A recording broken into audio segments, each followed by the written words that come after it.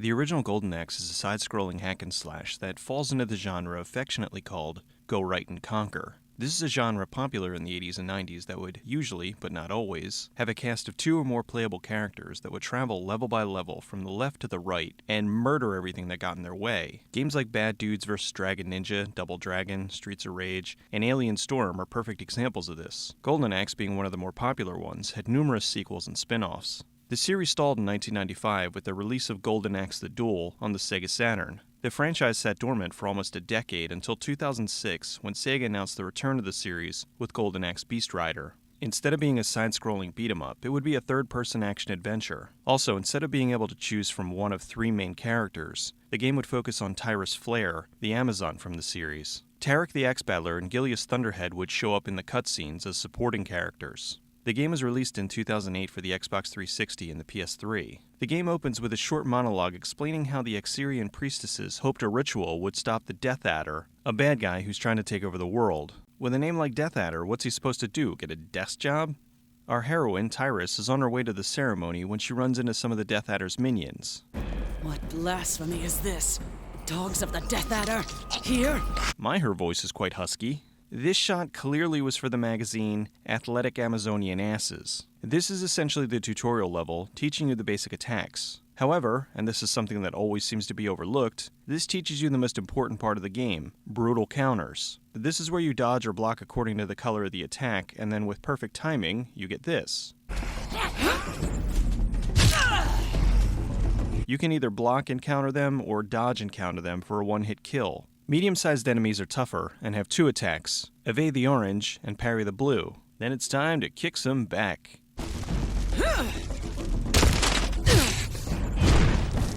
You think this would get old, but much like the VATS in Fallout 3, it just doesn't. After the tutorial, you get the first beast, Abrax, the angry mutant chicken.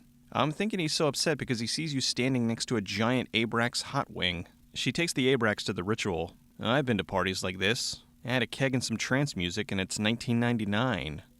Great Lord, your servant beseeches you. Find her worthy. Seems like kind of a rough way to discover if you're worthy or not. Worthy? Standing in a fire and looking hot. Not worthy. Burned alive. Death Adder's jerks show up to kill everyone and kidnap the dragon. Dragon nap? Thunderhead is there, presumably to try to pick up on some of the priestesses. Knocked out, left for dead, and sporting a medieval push-up bra, Tyrus wakes up to fight off the minions who stayed behind. After slaughtering a bunch of these guys, the gnomes show up. Little jerks. I love being able to launch them into orbit. She gets her first spell, the Fireball, which seems cool, but is mostly used for stuff like this. This is the first run-in with the magic users. These guys, you block their lightning, and you send it back in their faces. After killing them, you get the next magic, the Dragon Blast. I'm terrible with stuff like this in games. I always hoard it in case I need it, and then I never end up using it. With the exception of times like this, where there's a magic recharge station. In that case, flame on! Look at this Matrix-like shit here. Here's a good old video game staple. Kill these guys, and step on this switch. Now kill these guys, and step on this switch. You win! Here's the first encounter with a large enemy type. They do all the attacks, green, blue, and orange, as well as doing a knockdown attack that you have to jump over. This fight looks silly.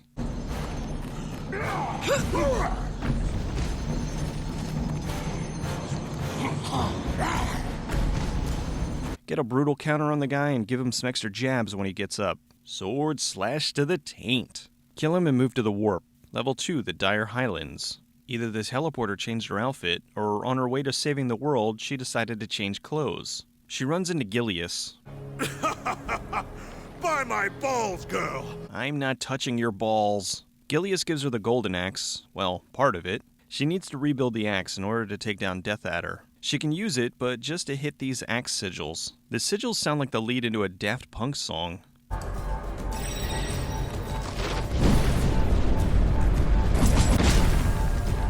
These guys are annoying. They drop boulders on you, so it's best to kill them quickly.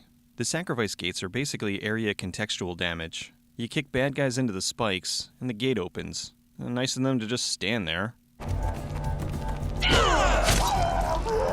New beast, a Linth, or as I call it, a Jane Linth. These things can run, bash, go invisible, and shoot lightning. I don't think my beast is going to make it through these spikes. Nope. Alright, I'm almost dead, and I have to kill this guy before I can move on. I got him trapped back here, so let's see if the broken axe does anything.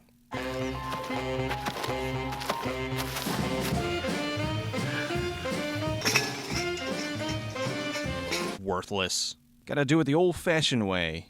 Kill him, kick the sacrifice gate, and head to the next area. Over here is the Titan Sword, which is 90 seconds of invincibility and one-hit kills. Let the slaughter begin. A new enemy type, the Bitter Knights. They're not too bad, they just stand around and complain about everything. What is she doing to this thing's ass?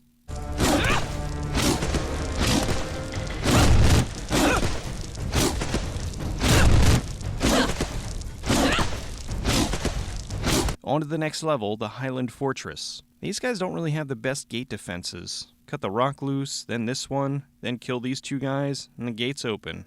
They really need better security. Then there's the old stand on two platforms for the gate to open. Now that the gate's down, I head to Impalement City.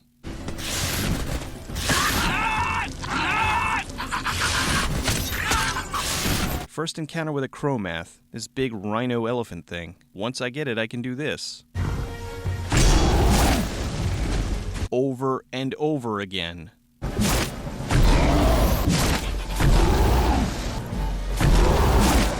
Because it's awesome. I thought this bridge had invisible walls on the sides, but I guess not.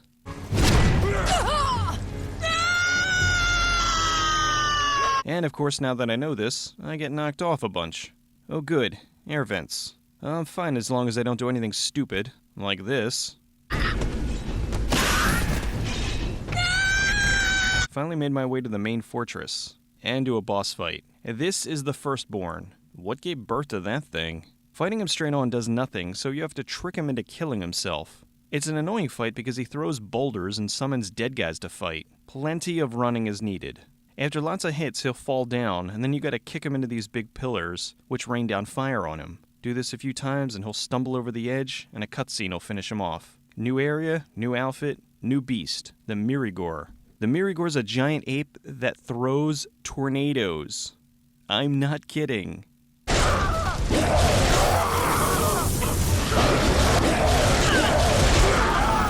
I switched over to a healthy Chromath to finish these guys off, but why isn't the gate opening? Is there a trigger? Alright, so I searched for a half an hour, and I finally found this. This is great. The Mirigor kills him for being driven into a wall like an idiot.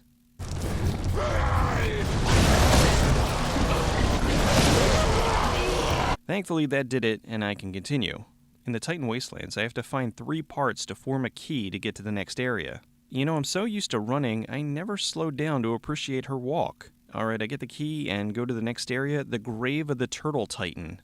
A cutscene with a cameo from Tarek the Axe Battler, although he has a sword. He shows up only to tell her she's on her own. Be prepared to finish what you have started, Axarian. Thanks a lot, guy. At least the dwarf gave me a broken axe. Fight through some more guys, flip some switches, kick him into spikes, and the second boss fight. The Secondborn. Pretty much the same fight as the last time. Knock him into the giant fire poles, and cutscene.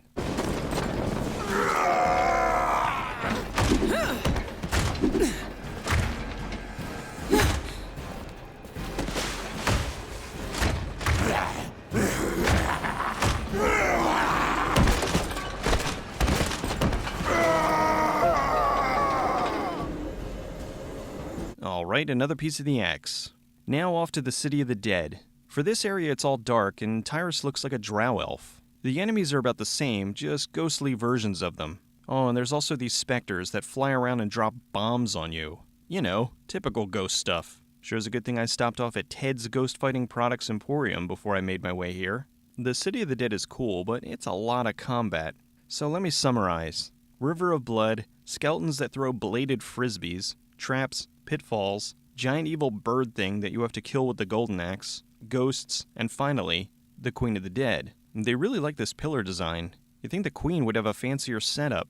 Okay, so the Queen is cheap. She drops boulders, summons the dead, and heals herself. To beat her, you need to counter her close attacks and stick her staff straight up her ass.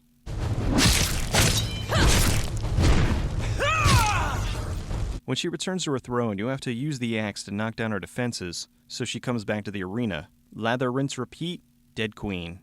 You have won nothing. The Death Adder cannot be defeated. No mortal blade can take my master's life.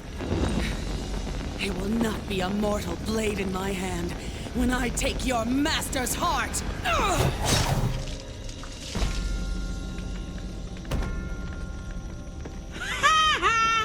New piece of the axe. It's time for the Fiend's Path with the sexy lizard ass. I am so confused right now.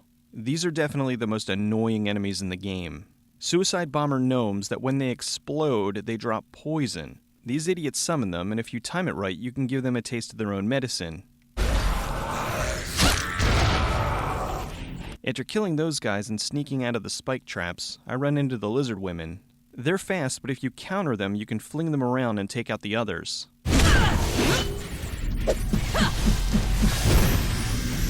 Just beware when they decide to go all Kate Moss on you.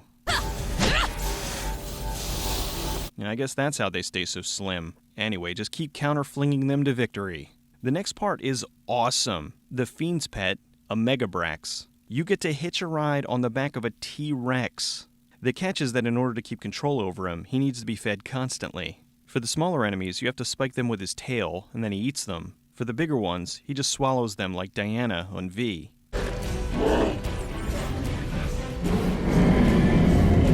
This is a great level for getting loot. The end of this level, and of course you can't go further with the beast, was a great ride though. Another boss fight. Turns out I never killed the first and second born, so now I have to kill both of them at the same time. The demons are sapping the dragon's energy, so you have to kill them, then he spits fire, and then you kick the first and second born into the pillars like before. Something glitched in the game and made me invincible. This was great until it switched and made the firstborn invincible. I was trying to figure out a way to kill him, and then he kicked me off the platform. Alright, so with the brothers dead, there's a dragon cutscene, and... I hold within myself the final piece, my soul. The last piece of the golden axe is his soul?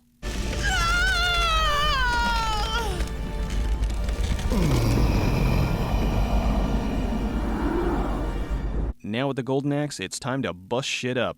The last level is a face-off with the Death Adder, or Death equals Adder. This is sweet. The axe is so strong, the weaker enemies blow up if they even get near it.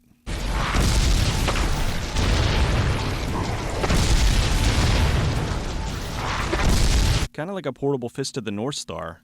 Now, mortal, you will know what it means to despair. Foolish woman, behold your doom. Death Adder's first wave is dodge counter, dodge counter.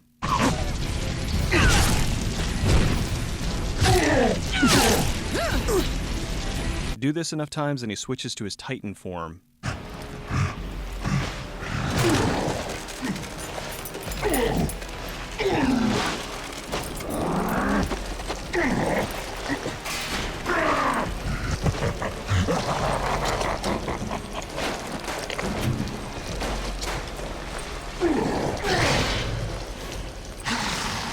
He's not too tough. Just counter him and drive him into the pillars so he destroys them. If you don't, he'll keep healing himself. A few more hits and he's dead. Ixarian bitch. Death holds no sway over me. I am the Death Adder, the Destroyer, the Master of Worlds. You will bow before me. Perhaps, monster. But not this day!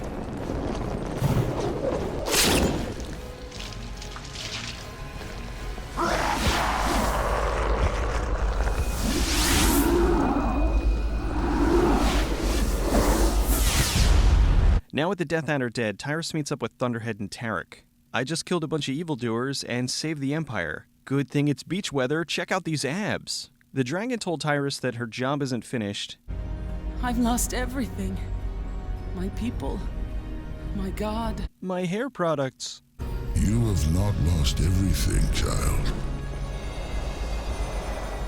And your service is not yet at an end. And then Tarek sets up the game for the sequel. But then the ending is just abrupt. Almost cuts the dwarf off mid-word. The beast beneath the mountain has awakened. The boar lives, Gilius. Blood and shit! Golden Axe was developed by Secret Level and published by Sega in 2008. This was still relatively early in the life cycle of the 360 and the PS3, so Sega was hoping for a trilogy. The first one focused solely on Tyrus, and the second would have multiplayer with the three heroes. Not much is known about their plans for Part 3. Unfortunately, since the game didn't sell well, they canceled their plans for a trilogy. The game incorporated many elements from the original games. The enemies, the level, and the gnomes, just to name a few. The Trials mode was a variation of the duels from the original. If you make it through 10 waves, you get a ton of tribute, which you can use towards unlocking alternate weapons. While in the original, you occasionally would get a beast to command. This was greatly expanded with the larger beasts like the Mirigor. This was a nice change of pace and helped to break up the hacking and slashing. While the color palette does primarily run around brown, I never felt the game was ugly. Sure, I would have liked some diversity, but considering it was supposed to be an assault on a muddy, murky domain, I don't see how they could have changed it much. Graphically, I think the game still holds up. The character models are well done, and the levels look good. Critics and players unfairly bashed the hell out of this game. They said it was poorly designed and had awkward, frustrating combat.